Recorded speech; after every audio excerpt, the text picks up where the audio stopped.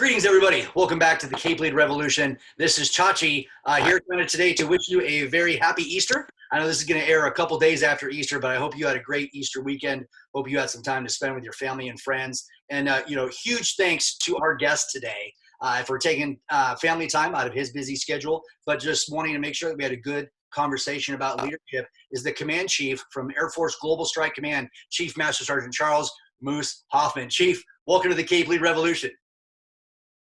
Hey, brother. Good to be here.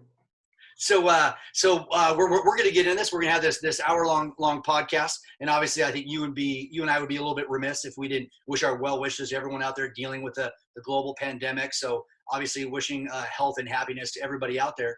But if you wouldn't mind just kind of giving us a brief introduction of who you are, where you've been, and where you and Global Strike are going. Yeah, sure. Absolutely. So it's great to spend some time on this Easter Sunday with everybody out there. Pleasure to do it. And thanks for the invitation. I think I've got a pretty storied, path and career. I started as a weather observer way back in 1991 as a humble A1C out of basic training, wide-eyed, hopeful. Right, as every other BMT grad, and I got to do something that I really loved. Since the age of 8, I wanted to be a weather forecaster. Hurricane Allen, I lived in Texas. It was fascinating to me, these hurricanes, and I was that 8th grade nerd kid. I was a cool nerd, though. I mean, I didn't get my butt whipped or nothing, but I knew early on what my passion in life was, and the Air Force gave me that opportunity. I took the ASVAB, and they said, go be a weather forecaster, and I was like, I'm winning, right? Nice. And so I got to do that all across the world. I got to work with the Army, deployed a number of times, and I found out that I not only loved weather and science, and I still do, but along the way, I learned that I loved people and making a difference for people. As I've moved on and up, being able to use different tools to be able to help others achieve success. And so in my command chief experience, I started at the 88th Air Base Wing at Wright-Patterson. And to be quite frank, I was like, what's at Wright-Patterson? But there's a lot at Wright-Patterson. And I learned a lot about NASIC and Intel and acquisitions and things I never thought I would have thought about. Then I went from there to Kadena, 18th Wing, and Shoguns out there. What? That's right. Once you see a Shogun, once you've been a Shogun, you see a Shogun, you know a Shogun, right? So 18th Wing, ZZ, out there in Okinawa, did that for a year and a half and rocked the mission and did everything we do in the Pacific. And then went off to the Warfare Center, which I'd never heard of, and had to Google it. They said, hey, you're interviewing for the United States Air Force Warfare Center. And I was like, okay, what's that? Come to find out, fear the patch, right? Patch, humble, approachable, credible, all the things that I personally believe in. Thunderbirds, all the training we do on the range, advanced innovation, AFWorks Vegas, and all those kinds of things. And then I was fortunate enough to be selected to be the command chief of Global Strike. And it's been awesome. Hit the ground running here. And, we're in the midst of 85% recapitalization and modernization, the nuclear and conventional forces. And we are excited to be working on the striker culture. And the boss and I both believe that if you get the culture right, all the rest of it's easy. And so we're in the middle of doing that. We're actually using some of this time as I talk with our airmen. One of the things we talk about, the boss and I, is when you have some time, some forced white space, if you will, what are those things you can really get after that's going to make a difference? And the boss and I have really put, and the team, we got PhDs, folks a lot smarter than me, right? Talking about what is culture, what is the culture and the values that we have, how do we coach and reward the right things, and we're going to be rolling that out here in the coming few months. So spoiler alert for Striker Nation, we're going to be engaging in that. Maybe a little ahead of the boss here, but I don't think he would be upset that I'm giving you a little bit of a spoiler alert, but I think it's going to make lives of airmen and how we operate in a contested environment wherever we live and operate out of. I think it's just going to make that better. It's going to make it healthier. I think we're going to have thrivers instead of just survivors in our command. And so that's the end goal, what we're after. So that's what's going on. That is pretty awesome, and Peter Drucker is largely attributed with the quote, "Culture eats strategy for breakfast." So I'm absolutely part of that team and understanding the extreme vital importance for that.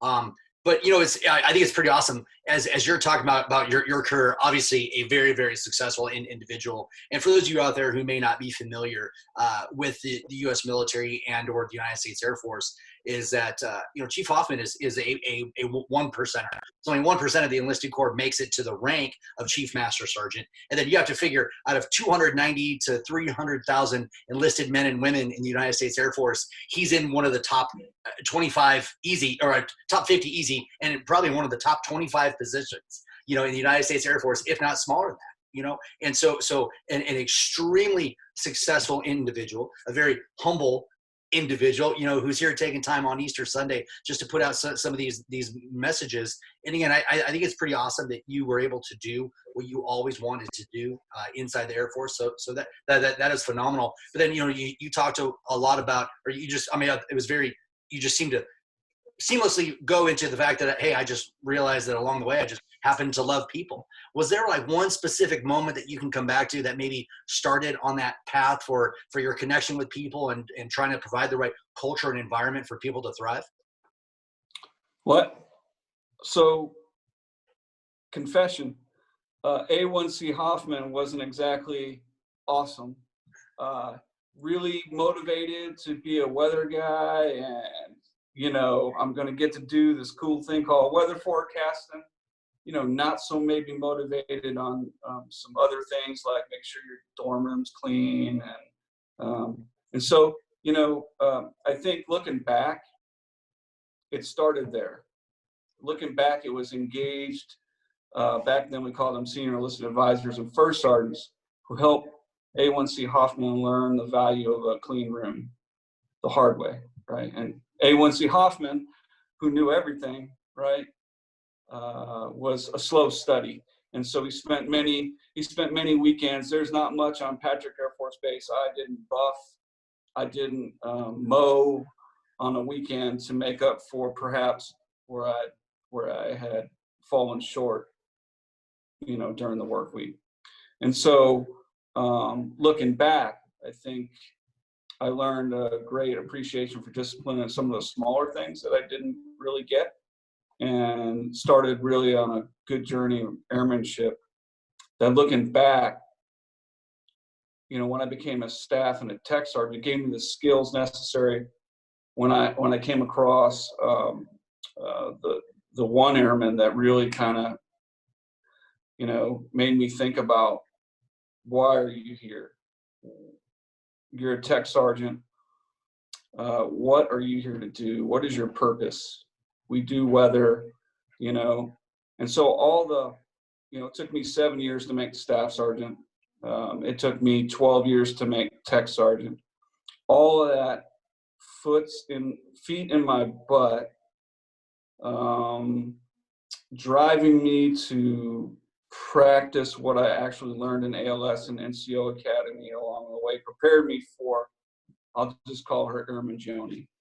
Okay. And so she's out. She works for, I think, the State Department. Anyway, pretty successful. But at the time, I was a tech sergeant. I was here actually at Barksdale. And she'd been, no supervisor. She didn't have a supervisor more than 3-4 months. And I don't know if others out there have seen this, but, you sometimes get an airman that maybe isn't, people see as they're not getting it.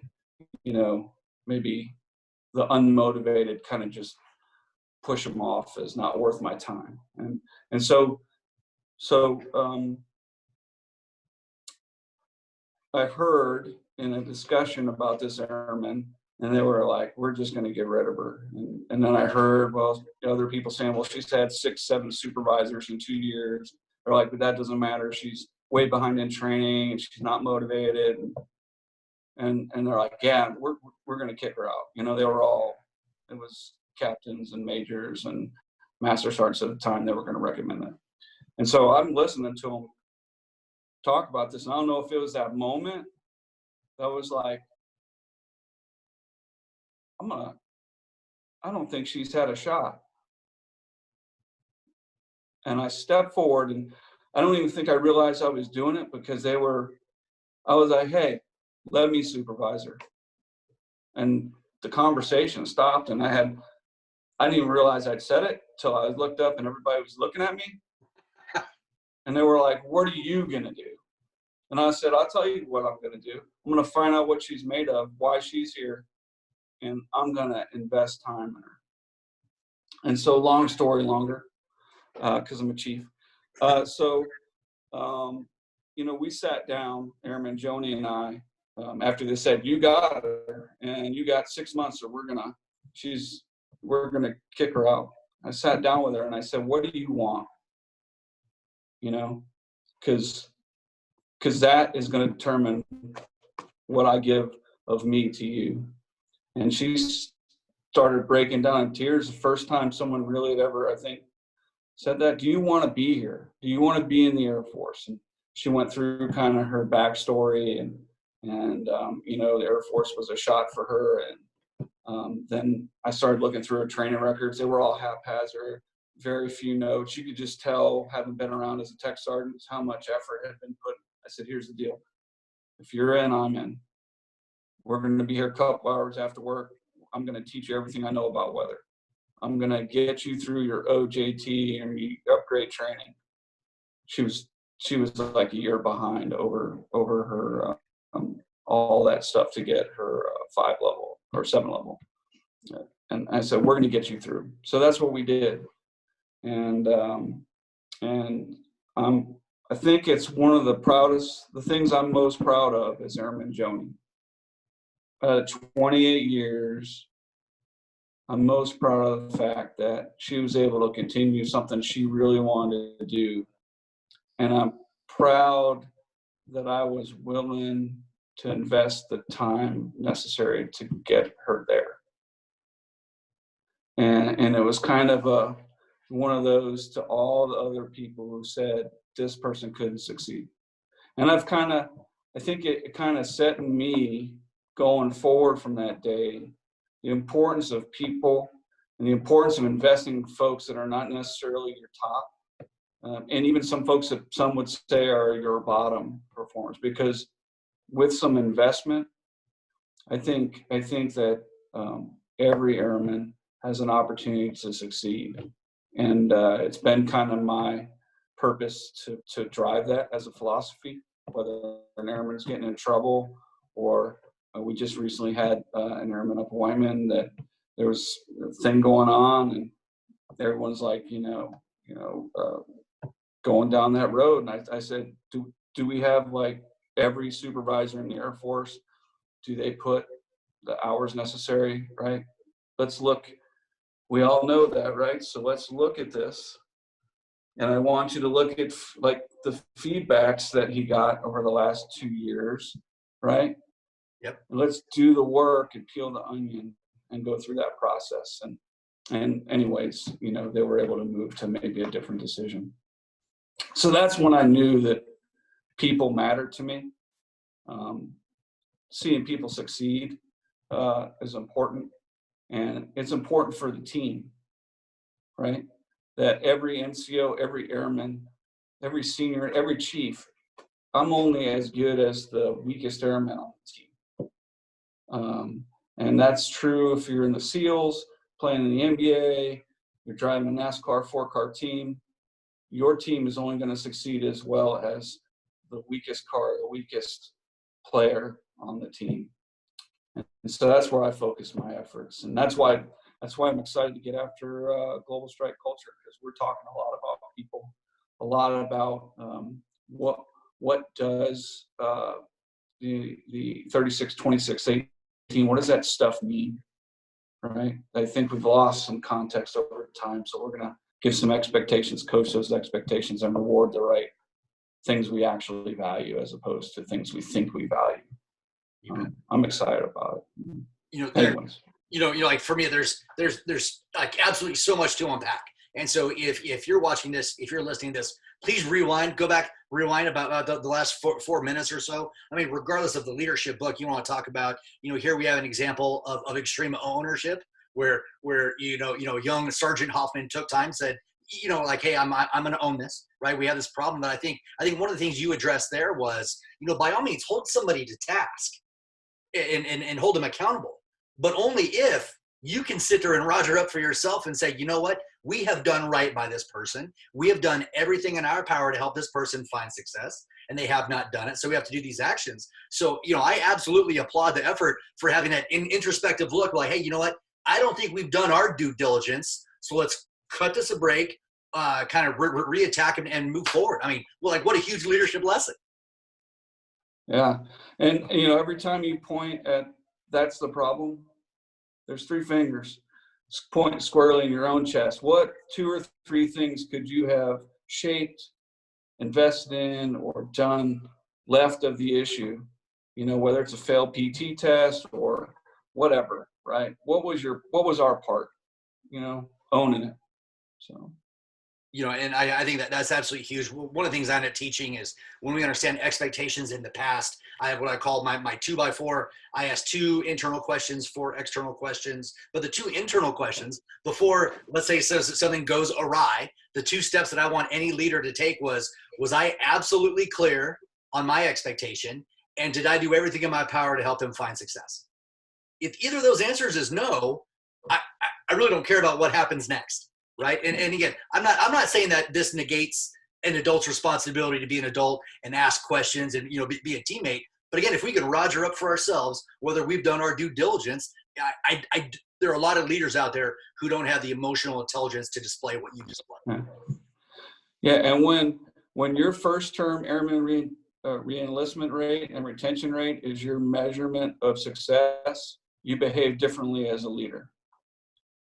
Not that it is or it isn't, but if in your mind, getting the point and the value to that airman across and to train and make them ready and make them value in the organization, if that isn't your primary goal, we're going to lose a lot more airmen than we should.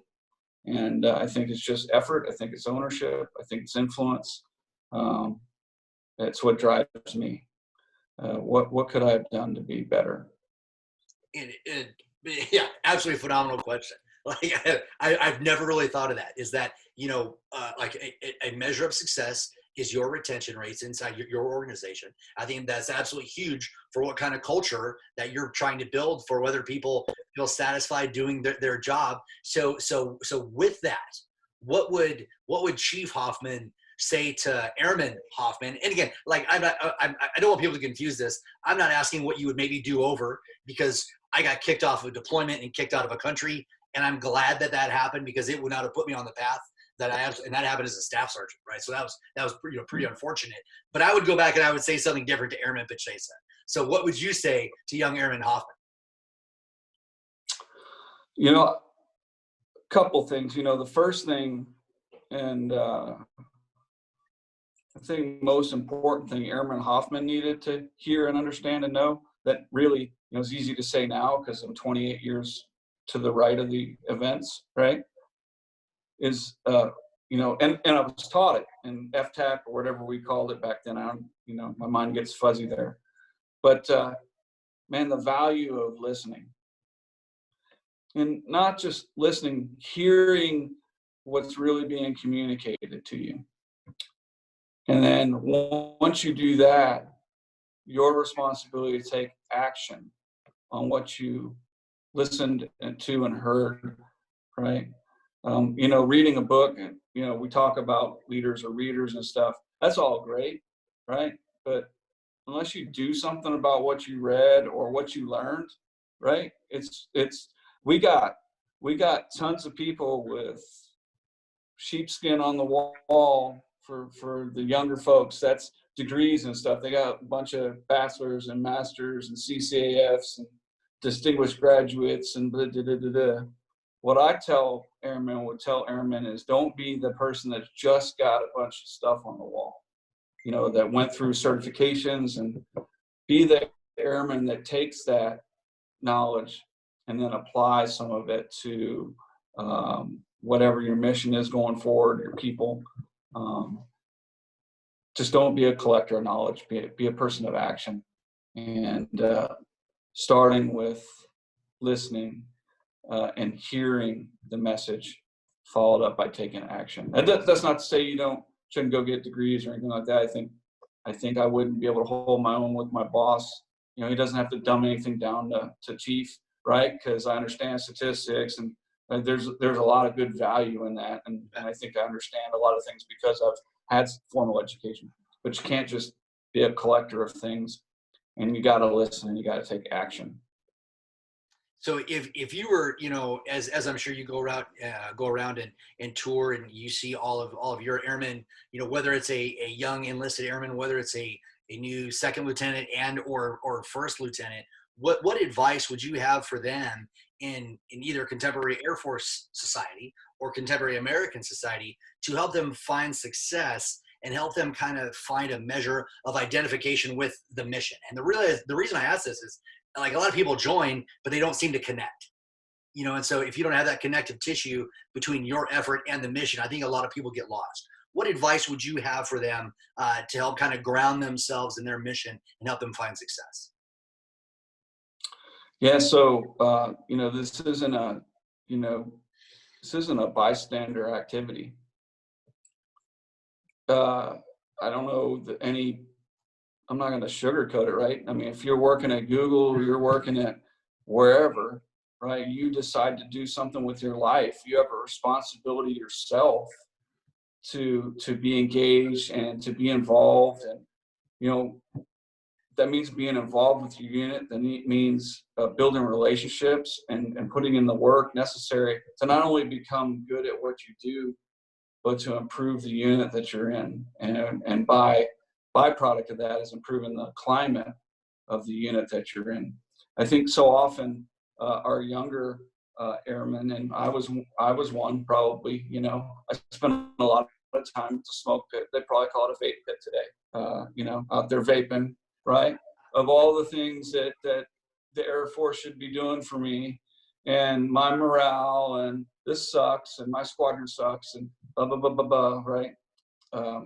Here's what I've learned, and I've never been in a bad unit. And this is what I talk to our airmen about, that I think a young lieutenant, young captain, young senior airman staff sergeant really needs to wrap their head around. You are the difference maker in every other airman's life around you, because you are at the point at which most people are located. So you're in a flight of 53, and ye airmen of the 53 decide whether or not that night is going to suck or it's going to be awesome, right? And that's a minute-by-minute proposition. There is no thing that the Air Force that Chief Hoffman is going to provide you a tool bag of morale and good spirits, and right. I may be able to provide you a little bit of money and a little bit of guidance with maybe a culture, some ideas.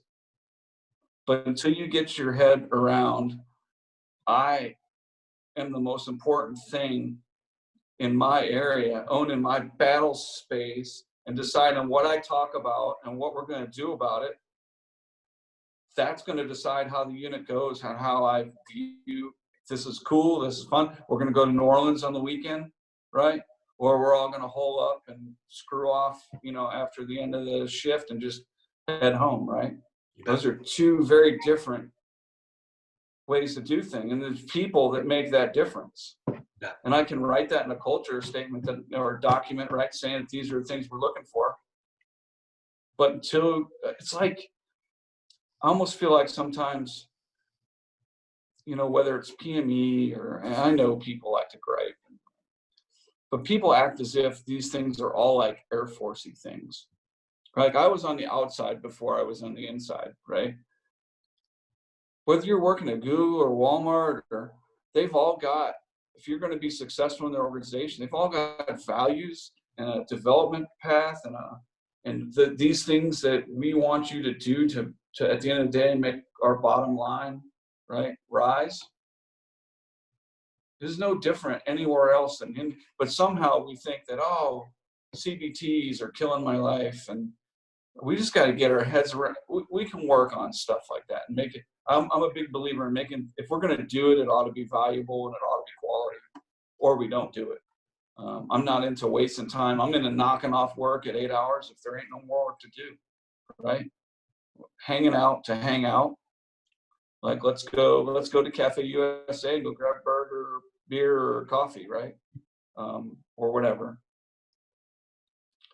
We just got to, those young folks, I just ask that they get their heads around it. They've joined us voluntarily, right?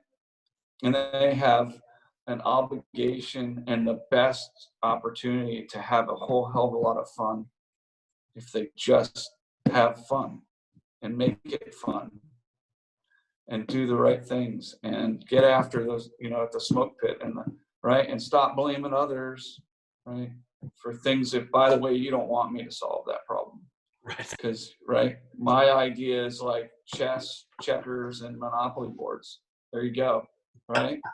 You don't want that. Nobody wants that, right? I didn't want that when I was an airman, So that's my thought on that. That's what I would tell them. So, own it. So with that, right, as far as, because I kind of hated that too. I just couldn't understand why we were being forced to do some of the things that we did, or even some of the leaders I had, whether it was my squadron commander or my chief or my shirt or it was just really, really odd. So I developed some significant scar tissue from working with jerks like that, who either wouldn't explain it or didn't realize that why was very important, especially in contemporary military society. So is there any scar tissue that, and again, there's also good scar tissue, right? So do you have any scar tissue, good or bad, that you can point to that has really affected the way you lead, how you communicate, or how you interact with individuals? Yeah. So, I think my first piece of scar tissue was after getting my very first airman as a young supervisor, fresh out of ALS. I was a distinguished graduate, right? Oye, oye. This guy's brilliant. And so they said, yep, you are brilliant. Here's Airman Snuffy. And, things didn't go so well. I was doing my thing, right?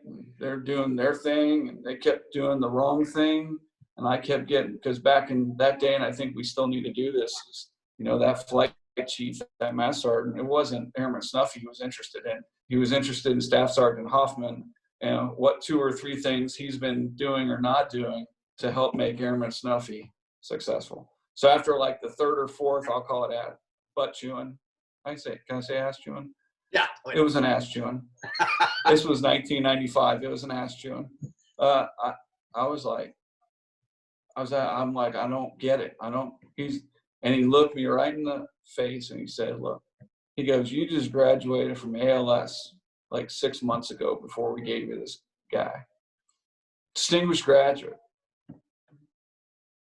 And he just kind of stopped, and I'm just sitting there like, yeah. It wasn't sinking in. He's like, did you take any notes? You're a pretty good student. Once you dig through the notes on some counseling and feedback and expectations, and maybe go through some of those things, and then come back to me next week and tell me you don't know what to do. He goes, the problem is you know what to do. You're not willing to do what needs to be done because it's not what you feel comfortable doing. I just sat there like, damn, that's true. That was a knowledge bomb. I was doing what was comfortable to me, right? This is the way I'd been for 24 years, right? Some 6 weeks ALS, they don't know nothing, right? Come to find out later when I got my master's degree, a lot of the stuff they taught us in ALS pretty much applied to everything they taught me in my master's degree at $1,000 an hour, right? This was not rocket science. But that scar tissue of that butt chewing has stayed with me. The value of being a good sponsor, welcoming brand new airmen in, making sure their dorm's good, right? It's all the Maslow's hierarchy of needs things, right? Safety, security. People can't go on to a higher level of development or anything unless their base needs are being met. And I think I learned from that butt chewing a lot of things, and I became a better leader, a supervisor, right? Better leader, because you start doing that where whatever problem, you start thinking through it. Hey, I read something about that, or man, I really need to learn about biases, so I'm going to go read Blink from Gladwell, right? And then I take that knowledge, right, that it's not a cognitive dissonance, right? I can then put that together and apply it to situations I'm going through. But that's really, I think, the biggest scar tissue that I remember. It was a pretty good butt chewing, so it's still stayed with me. And I think the other scar tissue I would say I have is most of my supervisors were really, really good, like really good. Like they all made chief, I think, except for a couple, and the couple that didn't could have had they done their course 14, right? Seriously. Yeah, fair. I mean, I'm just being right. Like they were like folks that were involved, invested, engaged, active, cared about what was important to me and that I progressed, sometimes at their own peril. So I'm a big believer in that leaders develop other leaders, and that and I know that there are airmen out there that aren't as blessed to have a lineage of supervisors, whether by luck, destiny, whatever. What I would say for those folks is, if you have someone that's disengaged or someone who is not, if you've not heard the words, man, from your supervisor, if you've not heard the words, what do we need to do for you and your dreams? I think you need to make sure that's part of your feedback, so that you start that conversation. So that's not all what the Air Force needs from you, right? Because the Air Force is going to get theirs, right? They're going to get their 28 years from me. I think we owe it to our airmen to help them reach some of their dreams, whatever those are, right? And so start that conversation and feedback. And then if you're not getting what you need from your supervisor, you got to find somebody else. We all go around this organization, and you will see folks from Chief Wright, down to A1C Hoffman, right? And somewhere in there, in our organization, there is that inspirational somebody who is being successful, or a number of those people. You need to go seek those folks out and try and develop a relationship with those folks as well, to augment what you're getting from your supervisor, which might not be enough. Dang, yeah. So much to unpack there. Again, phenomenal answer. And again, it's one of those things where just because somebody signed up and they put their lives on the line doesn't make them a slave to the system. And because they have an option to get out later. And so they're okay. So we're going to attack more of that. We come back from break. So stay tuned, and we'll be right back with the Command Chief for Air Force Global Strike Command, Chief Master Sergeant Charles Hoffman. Stay right there. We'll be right back.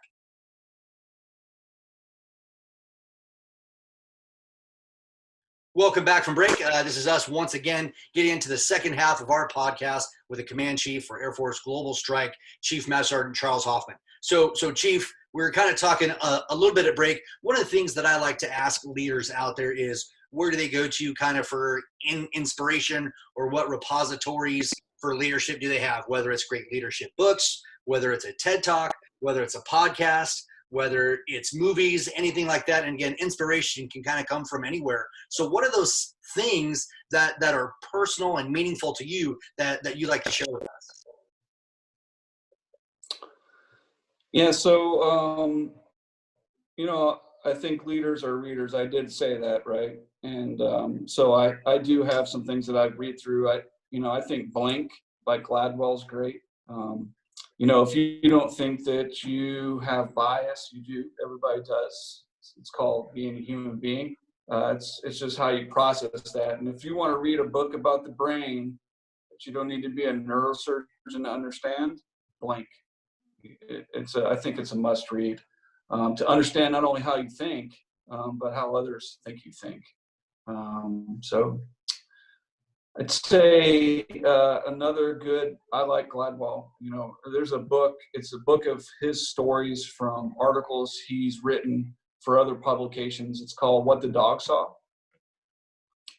And so there are a lot of good little parables and analogies and short stories in there that are very, not like directly sciencey about, how to lead and but they're thought pieces. One of them is, that comes to mind that, touches my brain and I think is very applicable to what we do in the Air Force. He talks about the way that quarterbacks in the NFL are drafted. This is a story. It's in there. Hopefully you'll read the book, What the Dog Saw. But the premise of the story is so often quarterbacks from high school to college are rated as far as their potential to be a great NFL quarterback 6, 7, 8 years before the draft. And so they go through this period where they do really awesome in high school, right? And they're number one, blah, blah, blah, winning state champions. They go to college, right? Maybe they go to University of Texas, Pokemons. And nobody since Vince Young's been any good, but that's fair. But the point of the story is just because you did really well at the previous 2 levels doesn't mean you're really going to be well or be awesome at the next level. So think of Ryan Leaf, think of, these Johnny folks Football. I'm a Browns fan. Yeah. He has other issues, but yeah, they got all the tools, right? They got all the tools. They're highly potentialed, right? And then when they go to the big stage, they fail. And on the converse, you got folks like a Tom Brady, right? Back up, So it's this conversation on finding talent that might be late blooming, that not all talent, just because I'm a good weather forecaster doesn't mean I'm going to be worth a damn as a squadron superintendent or worth my weight in, whatever as a command chief, right? I may just be a really good weather forecaster, and that's okay. You bet. Or maybe I'm a 21-year master sergeant who, bam, has somehow been missed, right? But is like the most phenomenal senior NCO you've ever met, right? Either they developed late or we discovered them late. But the story makes me think about those folks that we need to be attuned to in our systems to go, this person's ready right now. How do we fix that, right? How do we get that talent to where they need to be? So those are 2 books. So Blink and What the Dog Saw. And What the Dog Saw's got more stories than just the potential story. It's really cool. Couple of things I like. So TED Talks, Simon Sinek. It's got one that's really applicable to us as military members. I think the Infinite Game. If you have not seen that TED Talk, you are doing yourself a disservice. It's really well stated. It really helps you understand game theory and some other things I never thought I would have learned about, just like with COVID-19 and more about virus structure, right? Same thing with, right? But it's going to make us all smarter going forward. And then anything by Chief Gaylord. So our number 5. So there's a TED Talk out there. I think it's his Hot Fries, but just search on the YouTube there, with Hot Fries or Name on the Mailbox or High Touch. You can't go wrong with any 3 of those from Chief Master Sergeant Air Force number 5, Gaylord. That's like the bellwether of just makes sense leadership. And movies, there's 2 that come to my mind that are my favorites. I'm a comedy guy. My wife loves horror. Horror scares me. I'm afraid of cat. That movie It with the balloon and the clown, I'm out. So I'm a funny guy. I'm a Talladega Nights kind of guy. But relevant to growing as leaders, 2 come to mind. First one is the movie Patton. So George C. Scott.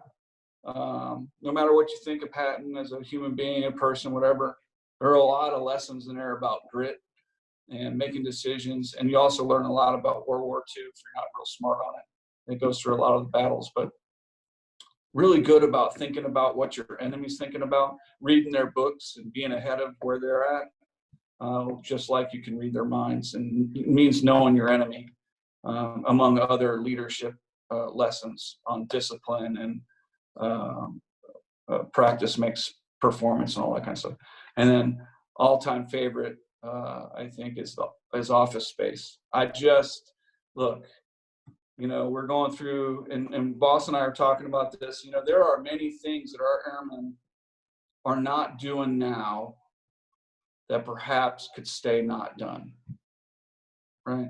That's fair. We're getting after the mission. We are always ready under all conditions. Global strike, long range precision strike, doesn't 365, 24/7, no matter what the condition, no matter what the grit necessary, the discipline, we are ready. We're ready in the ICBM fields. We are ready at Whiteman with our B2s and our B1s. We are ready.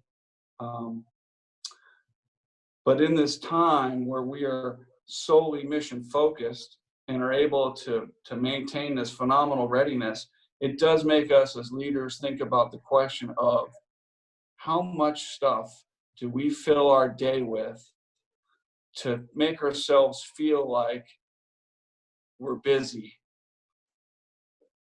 How many meetings don't need to be had? How many meetings could be replaced with an email?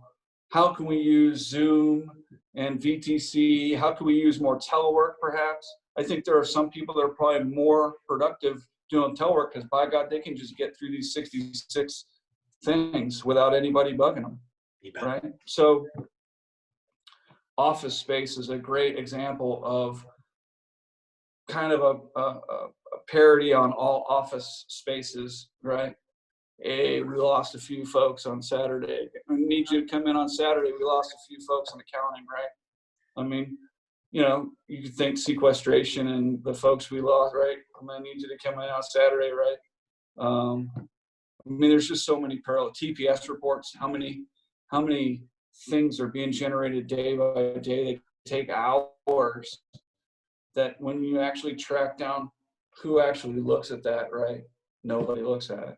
And then looking through our organizations, right, on how we're organized to be effective and efficient with the manpower that resources that we're given, right? How many of our airmen are like, the problem is I got 5 bosses, Bob, right? That we got one job, one boss, right? And that it's clear lines of communication and authority.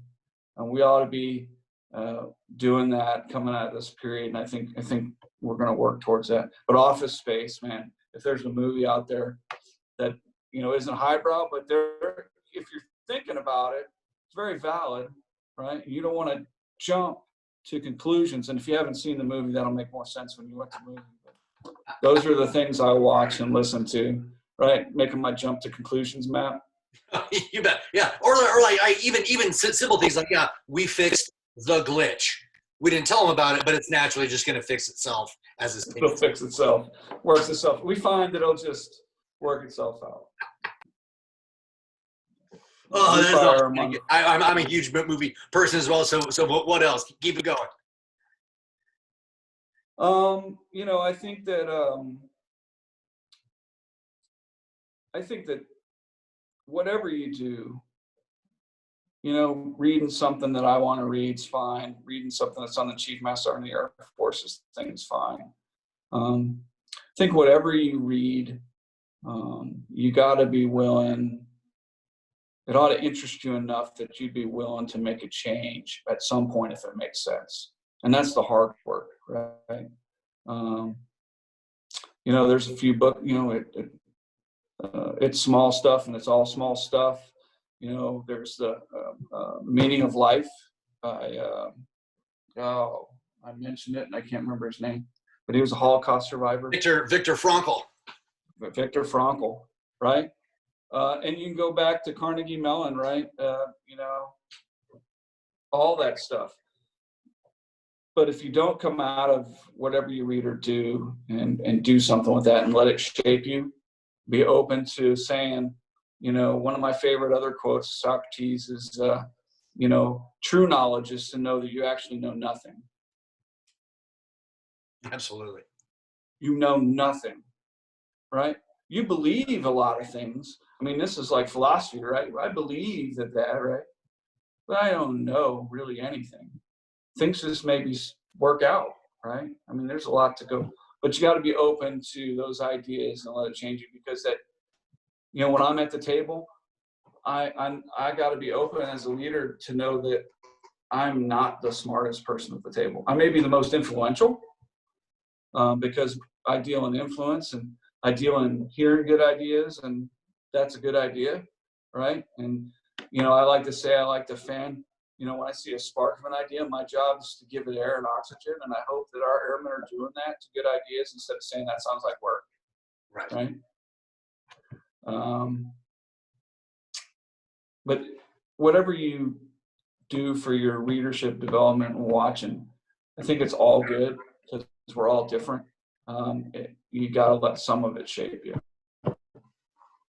Otherwise, for me and my understanding for some of my leadership growth is so much of leadership to me comes down to what I call just building a shared and common vernacular. And watching these movies, watching these TED Talks, reading these books are only as good as your ability to share this or push this knowledge so you can use those same words and phrases that are going to have distinct meaning and distinct bite to your very point. Because if somebody has seen Office Space, they know exactly what you're talking about when you say TPS reports. So when you tell a large room of people like, hey, we need to cut the TPS reports, people, like everyone's going to have immediate understanding and applicability, but we have to share this knowledge. That's the basis of me asking these questions. So I appreciate you sharing that. Yeah, and if I could add one, when I got here, Dare to Lead by Brene Brown. You bet. If you want something deep, if you're looking for something deep in your life to figure out what drives you to do some of the dumb things you do, and we all do them. I'm a hot mess.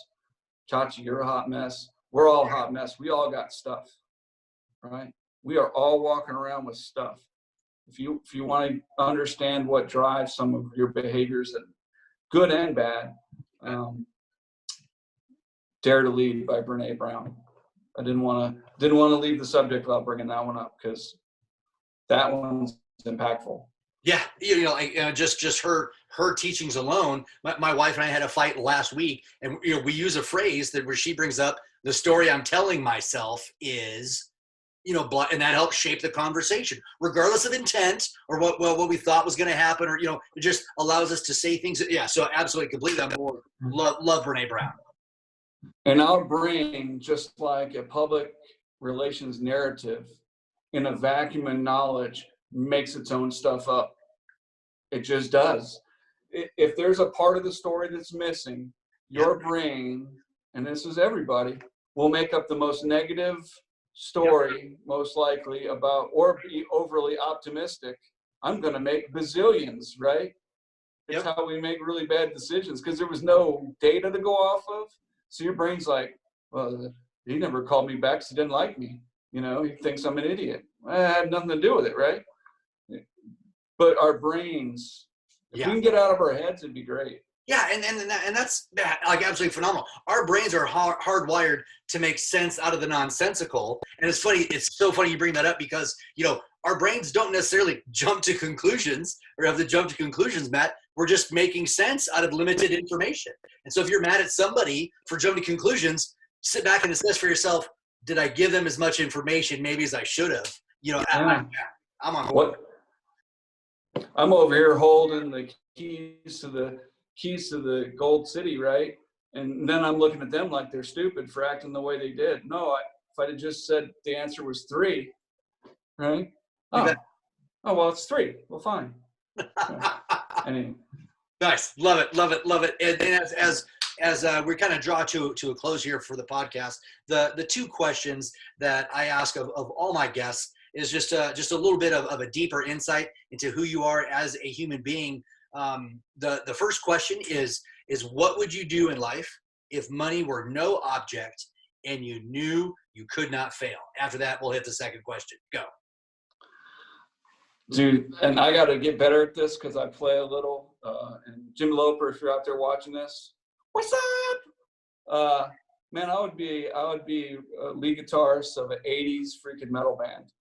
If I knew that my album that that maybe we call it the heavy metal Chiefs or something, I don't know. But man, if I knew that our album would hit the charts and I would all in, right? Sabrina would be my only groupie. I want to be clear, Fair, right? But fair. I'm talking spandex, the long hair, the whole deal.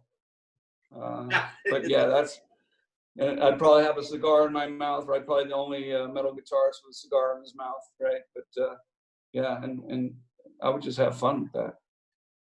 Travel the world. Awesome. That'd be great. I got a ways to go, but I do love to play to unwind, and it's one of the things that I try and keep my mind sharp with. And so that kind of leads up to the second question. One of my colleagues, Dr. Janelle McCauley, has been going around the Air Force, talking about the oxygen mask concept and how we need to get right with ourselves before we can get right for other people. So what do you do as a senior leader inside the United States Air Force? Huge schedule, huge everything. How do you find the time to take care of you, and what do you do to do that? Yeah, so that's a great question. So very first and foremost, I'm blessed to be an ENTP. So if you're a Myers-Briggs person, I'm focused on a lot of big. So I have an easy time focusing on 2 or 3 big priorities that have a lot of things that need to go towards that. And I have an ability to kind of, I don't focus on a lot of things. I try. My belief is a chief should do only those things the chief can do, yep. Right? And everything else other people should be doing, because I'm robbing them of an opportunity of becoming, right, the next me. And so that's part of it, is not working 12, 14 hours a day on stuff that in the end of the day I shouldn't be, right? I should be working on the big ideas with the boss and staying there with the boss on big ideas. That helps the battle rhythm in the workspace, and it helps me maintain the white space to go talk to people all day, which I think helps me recharge, because talking to people, it's quarantine, right? It's tough for all of us, but if you like to talk to people, it can be challenging.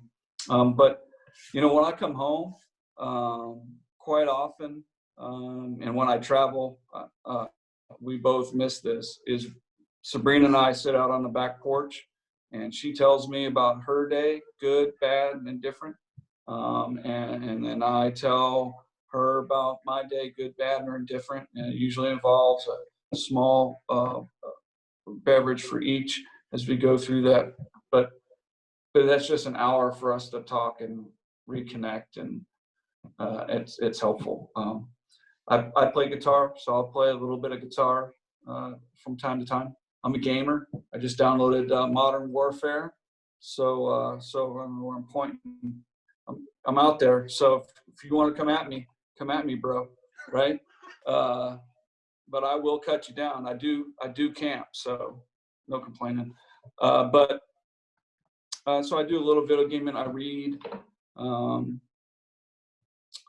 try to relax. I had been doing a lot of yoga. I probably need to get back towards that a little bit because I found like a lot of relaxation in the meditation part of that. And so that's probably something I'll reincorporate here as I'm thinking about it with you. So thanks for having this conversation. Help me, and then I try and be introspective, like think about how things did go. And I think that's an important part of my process to get back to yoga or think about what's good, bad, or ugly. That's what I do. Smoke cigars, a little scotch, play some guitar, play Xbox a little bit, read, and a little bit of exercise, and talking to my wife first and foremost.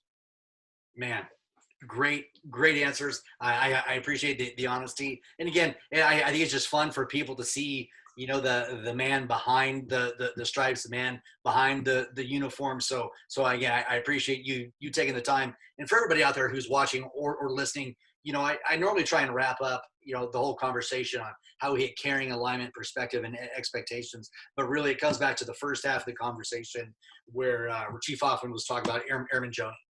So number one, he had to care about her. He had every reason not to. Had every reason to just dismiss her as this loser airman who didn't have anything, but he cared about her, and then sought alignment. Hey, were we aligned to make sure that we were as successful for her as possible before we started judging her success? He was listening to some different perspectives, applying his last perspective, his own, and then lastly, he set out solid expectations for her on what was going to happen moving forward and what it was going to be like working for him in this new environment and culture, and lo and behold, success happened. So Chief Moose, my buddy, thank you so much for being on the Cape Lead Revolution today, and we'll kind of send it over to you for some closing comments.